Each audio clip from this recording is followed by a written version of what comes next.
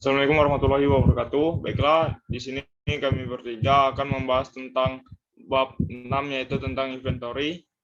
Baiklah, penyampaian pertama akan disampaikan oleh Yelisa. Kepada Yelisa, dipersilakan. Baiklah, di sini saya akan menjelaskan pengertian persediaan. Menurut PSAK nomor 14, persediaan didefinisikan sebagai aktiva yang tersedia untuk dijual dalam kegiatan usaha normal ataupun dalam proses produksi dan atau dalam perjalanan. Kemudian, klasifikasi persediaan. PSAK yang mengatur tentang persediaan adalah PSAK nomor 14. Persediaan pada perusahaan dagang dan perusahaan manufaktur. Skema persediaan pada perusahaan manufaktur terdiri dari 3 persediaan. Yang pertama, persediaan bahan baku atau raw material inventories. Itu adalah persediaan berupa bahan yang akan diproses menjadi barang jadi melalui proses produksi yang melibatkan tenaga kerja langsung dan biaya overhead pabrik. Yang kedua, ada persediaan barang dalam proses atau work in process inventories. Itu merupakan persediaan berupa barang yang belum selesai menjadi barang. Jadi, sampai akhir periode, ketika perusahaan menyusun laporan keuangan yang sudah menyerap biaya produksi dan akan dilanjutkan kembali pengerjaannya pada periode berikutnya dengan menyerap biaya produksi kembali. Yang terakhir ada persediaan barang jadi atau finished goods inventories. Merupakan persediaan barang berupa barang yang sudah selesai melalui tahapan proses produksi dan siap untuk dijual kepada pembeli atau diserahkan kepada pemesan. Ketiga jenis persediaan ini merupakan bagian aset lancar dan akan dilaporkan pada laporan posisi keuangan. Yang C ada penentuan kuantitas atau unit barang dagangan. Yang pertama ada sistem pencatatan. Sistem pencatatan terbagi lagi menjadi dua. Yang pertama ada sistem pencatatan perpetual. Pada sistem perpetual yang menggunakan kartu persediaan sebagai buku pembantu persediaan yang digunakan untuk mencatat setiap mutasi yang berhubungan dengan barang dagangan, maka jumlah kuantitas persediaan barang dagangan akan dapat diketahui setiap saat dengan melihat catatan pada kartu persediaan. Namun, harus diingat, terkadang jumlah persediaan yang sebenarnya yang ada di gudang bisa jadi berbeda dengan jumlah menurut catatan yang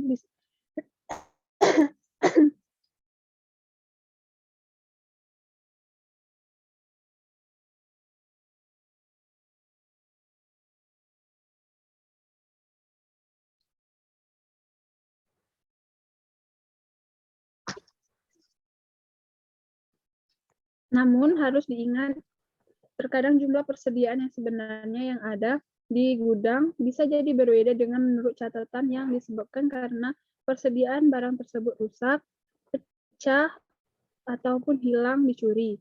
Sehingga perusahaan yang menggunakan sistem perpetual juga tetap melakukan perhitungan fisik.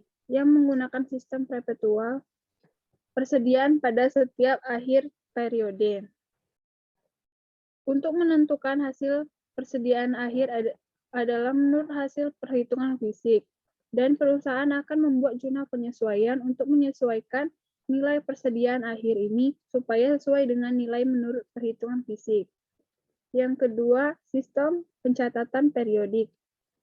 Pada sistem pencatatan periodik, jumlah kuantitas barang dagangan pada akhir periode baru dapat diketahui setelah perusahaan melakukan perhitungan fisik persediaan pada setiap akhir periode.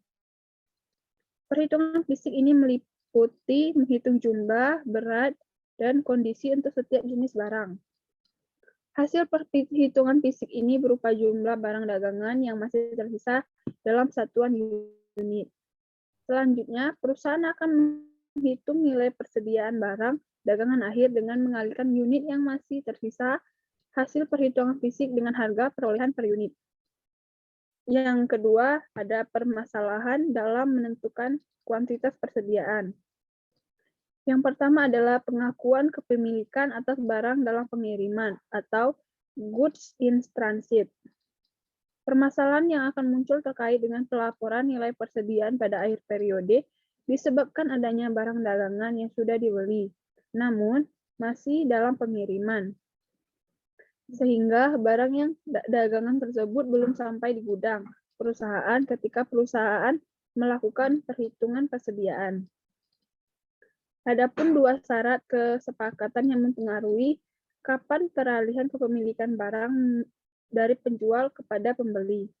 Yang pertama ada FOB shipping point. Itu artinya adalah suatu syarat kesepakatan di mana kepemilikan atas barang dagangan sudah beralih dari penjual kepada pembeli sejak di gudang penjual, sehingga yang membayar biaya angkut adalah pembeli. Dan kedua ada FOB destination point. Adalah suatu syarat kesepakatan di mana kepemilikan atas barang dagangan baru beralih ke penjual kepada pembeli setelah barang tersebut sampai di gudang pembeli, sehingga yang membayar biaya angkut adalah penjual. Itu saja penjelasan dari saya. Saya lanjutkan kepada Arsita. Baik, saya akan menjelaskan materi berikutnya, yaitu ada barang konsinyasi. Nah, barang konsinyasi atau disebut juga barang titipan, itu merupakan barang dagangan milik perusahaan atau milik orang lain yang dititipkan oleh mereka kepada kita untuk dijual.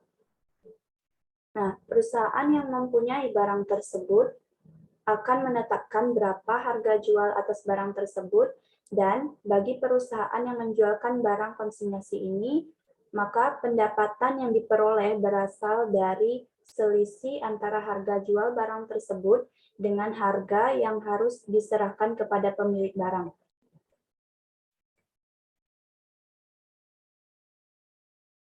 Jika barang konsinyasi ini tidak laku terjual, maka resikonya yang menanggung adalah pemilik barang, bukan pada perusahaan yang dititipkan atau pada perusahaan yang menjualkan barang tersebut. Jadi kepemilikan atas barang konsinyasi ini masih di tangan perusahaan yang memiliki barang tersebut, bukan barang milik perusahaan yang menjual. Sehingga perusahaan yang menjual tidak boleh mengakui barang konsinyasi ini sebagai persediaan barang dagangan miliknya. Nah, sebagai contohnya, misalkan kerupuk. Nah, kerupuk itu dititipkan dititipkan dari misalkan dari orang lain kepada kita, itu dititip dengan harga penitipannya sebesar Rp800. Nah, kita jual sebesar Rp1.000. Jadi, kita mendapat keuntungan setiap bungkus kerupuk tersebut sebesar Rp200. Nah, keuntungan itu diakui sebagai pendapatan lain-lain oleh kita. Jadi, untuk barang konsinyasi ini tidak ada pencatatan atau tidak dicatat atau tidak dijurnal karena hanya barang titipan. Oke, untuk materi berikutnya yaitu ada metode penilaian persediaan. Penilaian persediaan adalah penentuan nilai persediaan barang dagang akhir yang akan disajikan sebagai nilai persediaan barang dagang pada laporan posisi keuangan perusahaan. Ada beberapa metode penilaian, yaitu yang pertama ada metode harga perolehan.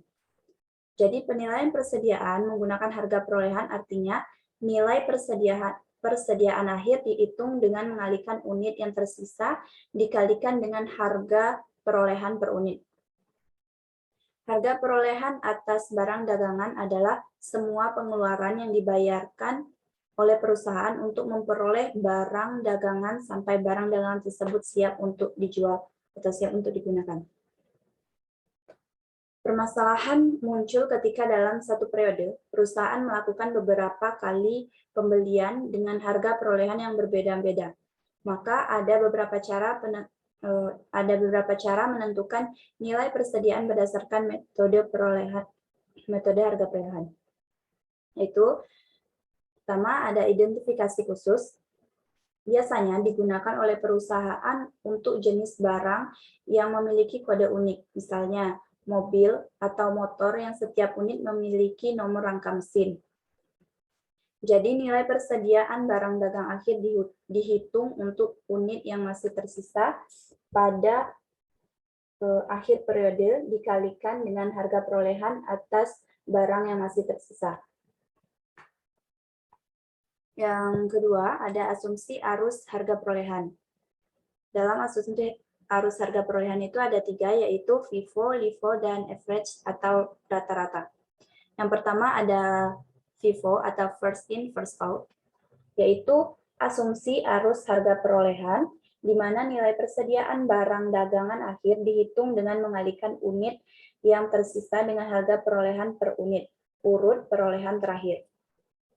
Sedangkan harga pokok penjualan pada sistem periodik akan dihitung dengan mengurangkan harga perolehan atas barang yang terjual atau cost of goods available for sale dengan nilai persediaan barang dagangan akhir.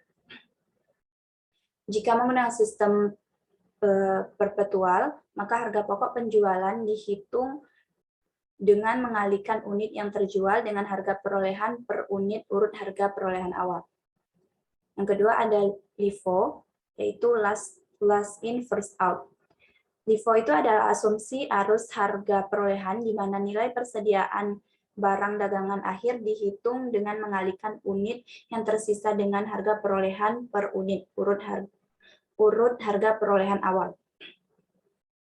Sedangkan harga pokok penjualan pada sistem periodik akan dihitung dengan mengurangkan harga perolehan atas barang yang terjual atau cost of goods available for sale dengan nilai persediaan barang dagangan akhir. Jika menggunakan sistem perpetual, maka harga pokok penjualan dihitung dengan mengalihkan unit yang terjual dengan harga perolehan per unit urut harga perolehan terakhir. Nah, asumsi arus harga perolehan LIFO itu tidak diperkenankan oleh SAK di FRS karena dengan menggunakan asumsi LIFO, nilai persediaan yang disajikan pada laporan posisi keuangan tidak relevan dengan harga yang berlaku di pasar pada tanggal pelaporan.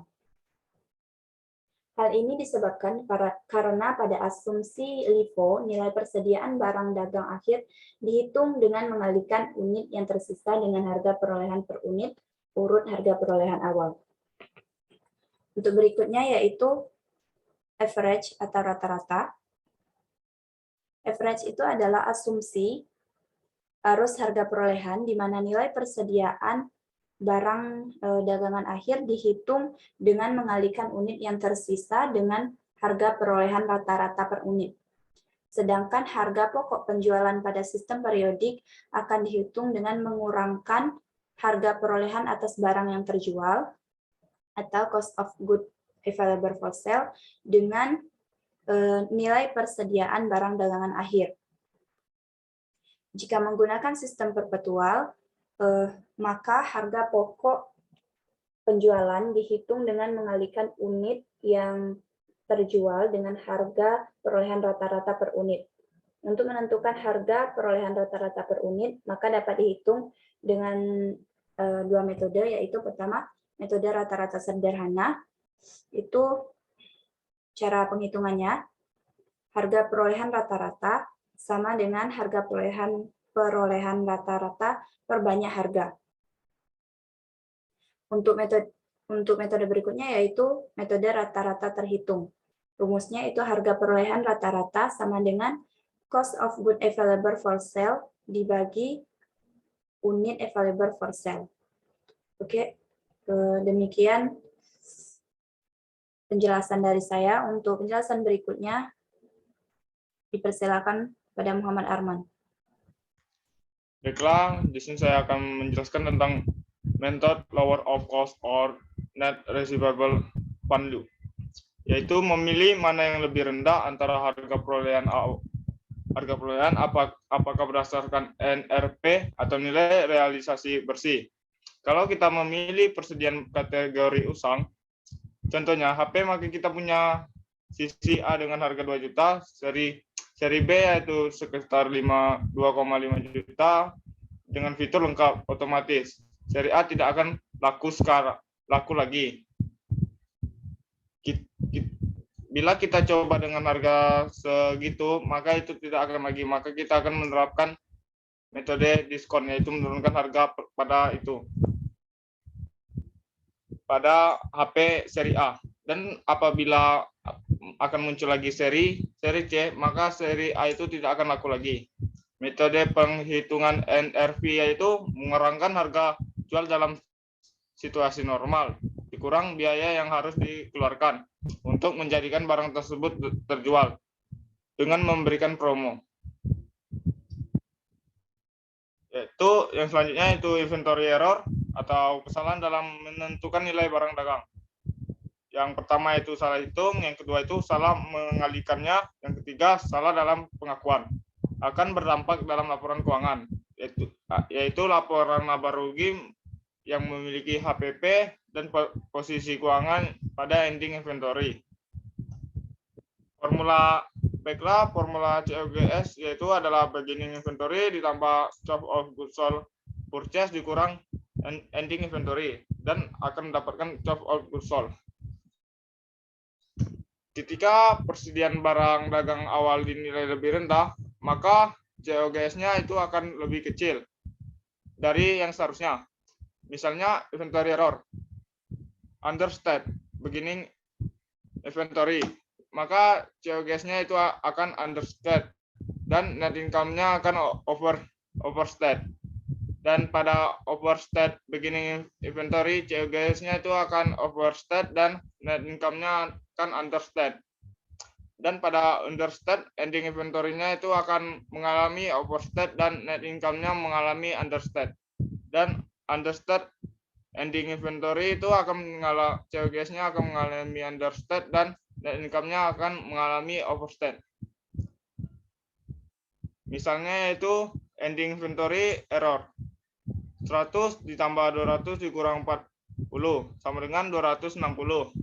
Itu HPP-nya lebih tinggi. COGS-nya yang over dan net income-nya yang akan mengalami under. Itu akan berdampak kesalahan hanya sampai 2 periode. Misalnya dampak itu pada tahun 2019, itu akan terpulihkan lagi pada tahun 2020.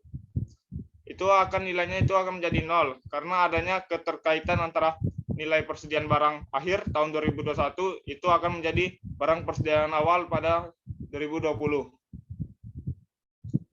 Contohnya, jika net income di tahun 2019 lebih rendah dari 3.000, tapi di tahun 2017 itu net income-nya akan dihasilkan akan lebih tinggi dari 3.000 dari yang seharusnya, walaupun kedua tahun salah, tetapi dampaknya itu di net income itu akan menjadi 0. Baiklah, kalau kesalahan pada laporan posisi keuangannya itu, pertanyaannya kenapa kalau yang pengaruhnya terhadap laporan posisi keuangan itu hanya mungkin terjadi pada ending inventory?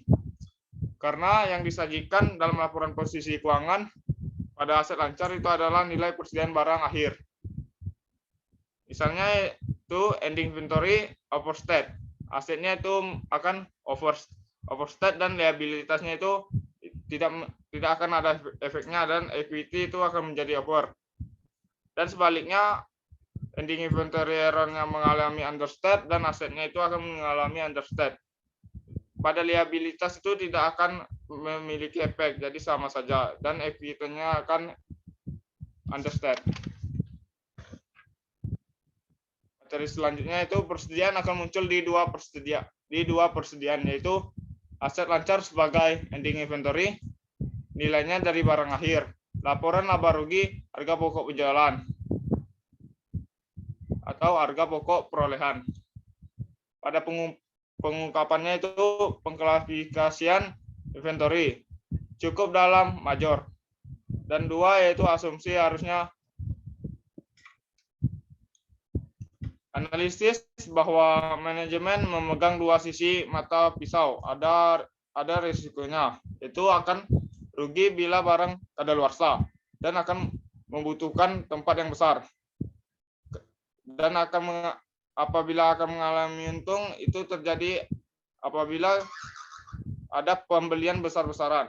Misalnya inventory turnover atau rasio perputaran persediaan sama dengan berapa kali rata-rata terjual dalam satu periode. Rumusnya yaitu COGS rata-rata dibagi rata-rata persediaan itu didapatkan. Misalnya persediaan awal ditambah persediaan akhir dibagi 2. Itu akan mendapatkan rasio yang bagus. Yang lebih tinggi dapat menjual dengan cepat. Dan baiklah, pada yang selanjutnya itu gross profit method atau metode laba kotor. Ini ada beberapa step. Step yang pertama itu berapa harga pokok penjualan untuk diestimasikan.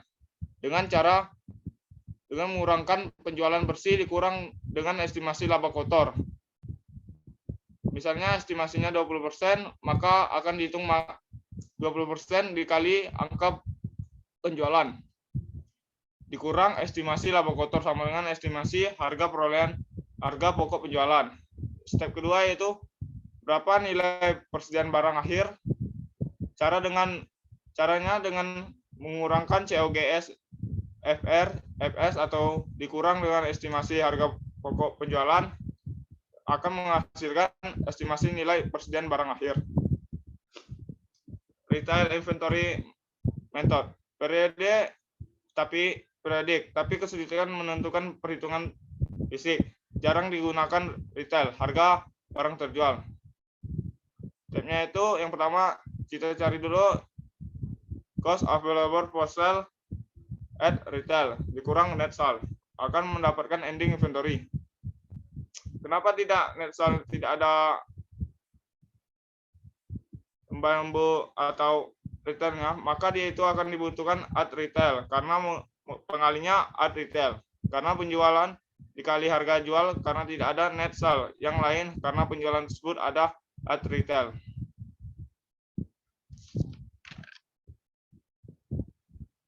Baiklah, seperti itulah penjelasan dari saya.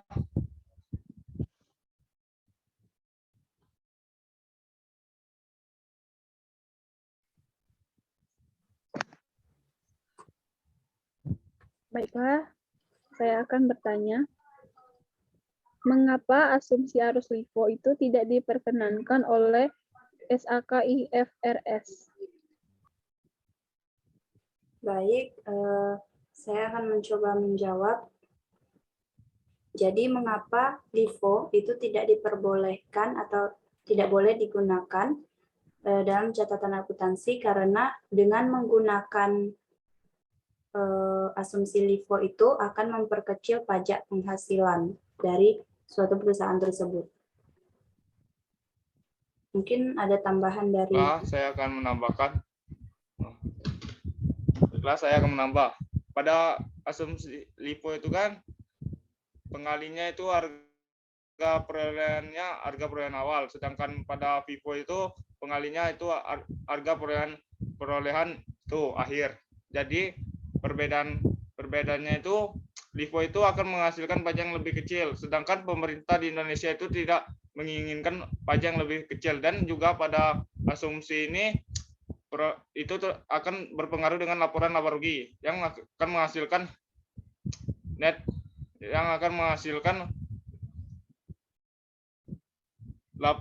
pada laporan laba atau ruginya itu akan besar. Baiklah, apakah ada yang ditanyakan lagi? Sepertinya tidak ada yang ingin ditanyakan lagi. Baiklah, kita akhiri penyampaian bab 6 ini tentang inventory. Demikian, wassalamualaikum warahmatullahi wabarakatuh.